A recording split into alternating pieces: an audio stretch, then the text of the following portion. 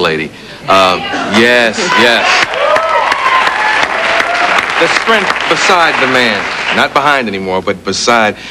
Through all this controversy, have you ever found yourselves at home fighting, honestly? No. No, not about anything important. We fight about what movie we want to see.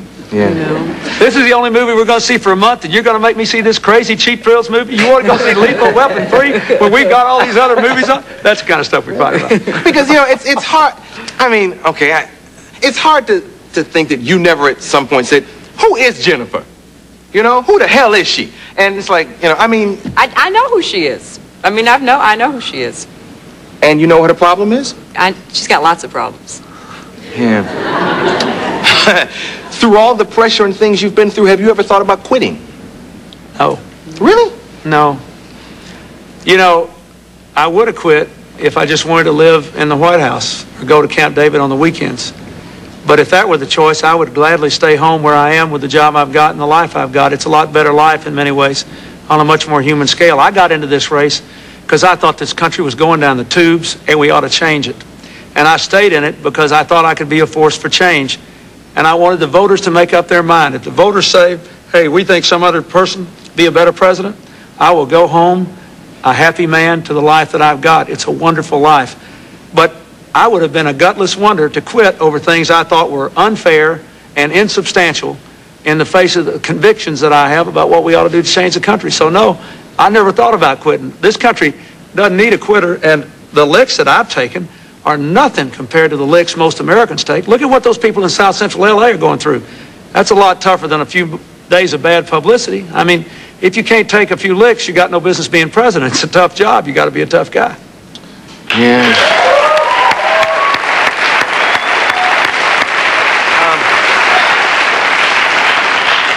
Wow. Have you kind of, like, and this is something that I heard a political analyst talking about recently. He said you kind of were, I use the word chilling out. He said you were pulling back a little bit. You've been instructed not to say as much or be as outspoken. Yeah. No? I've heard that, but I never know who says it. I think it's wishful thinking on the part of some people. Yes. I want to tell you something. I thought what you did the night after the LA riots was the way television ought to be. I was so impressed. Yeah. It was a wonderful show. It was not a, I mean, it was not only a great show, it was honest, and it gave people a chance to connect with each other, what you and Bill were talking about earlier. And it used television in a positive way, not just reporting from a distance, not just pointing fingers, but involving people and letting those of us who were at home watching feel that, you know, we had some role, we had some say too. I was real pleased. You know, see, we gotta stay involved every day. After the fires burn out, we can't allow our involvement to burn out. A few weeks before the riots, I had been on the Hill, invited by Louis Stokes to talk about gangs and violence. I'm heavily involved in a lot of those issues. What do we do about the gangs? And what do we do about the violence in our inner cities, the black-on-black crime? How do we stop it? Well, if there were a simple answer, it'd be done already. Mm-hmm. I think you got to start with a safe streets strategy. The cities that are safer are those that have neighborhood policing, where the people that live in neighborhoods look at the police as their friends. They see them every day. The police know the kids that are in trouble or about to be. They work together to keep harmony and peace. We need to help those policemen by giving those kids something else to do. More one-on-one relations with successful adults. And when they do get in trouble, instead of sending them off to jail the first time, they ought to be kept in community boot camps where they can do community service work, have discipline and drug treatment and education. And I think we ought to pass the Brady bill and do some other things to get some of these guns off the street too and out of the hands of these kids. So you need a safe street stuff. Then you got to have something for the kids to say yes to. You got to. Everybody wants to be in a gang. I mean, everybody here is in a gang. If you go to your church, it's a gang. It's just a good gang. Yeah. Makes you feel good to be there on Sunday, right? Yeah. We are social animals. We have to be part of something bigger than ourselves. So you got to take those gangs and give them some ways to be winners as gangs, or give people good gangs to be a part of. We've got to give these kids something to say yes to. The LA Conservation Corps ought to be a national model, and it ought to be dramatically expanded for young people to work in ways that get them out of their own lives and their problems and get them into working with other people and doing good things.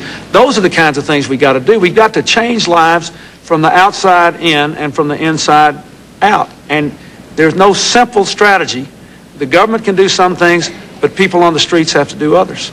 Yeah, the reason I ask you questions like this, because these aren't just black questions. Mr. Crime, Mr. Frustration own cars now, and they'll be coming to the suburbs real soon. Oh, listen. That's why we have to solve the inner city problems. I was in Macomb County, Michigan, which is virtually all white, outside Detroit. All the white folks went out there. That's the home of the Reagan Democrats. You know, the Democratic Party left me. I'm tough and conservative now. I was there a couple of days after a 15-year-old white boy had shot another one in the schools. Yeah. This is not just about race. It's about ethics and education and economics, and it's about kids being divorced from the life we want them to live. There's all these disconnections. It's like people's circuits is shorted out. And people like you, at least you're reaching out and trying to touch them again. And what you got to do is to empower people like all of the rest of us, people that aren't famous or rich, but still have incredible power to touch other people's lives. Yeah. It's all of our problems. I don't have a lot of time left, but Marla, just give me a couple seconds. I'm going to let the lady close the segment. Tell young America and anybody in America who's watching why they should vote for this man. Because he's got the right combination of a great heart and a great mind, and he understands what's at stake in this country. And if he were not convinced that we could do better and that he could inspire people, particularly young people, to feel good about themselves and to be committed again to this country, he wouldn't be in this race. But he is, and he can. And that's what we need more than anything to get America back on the right track. I'm not here to tell you who to vote for, but vote for somebody. This is Hillary. This is Bill. The Clinton family.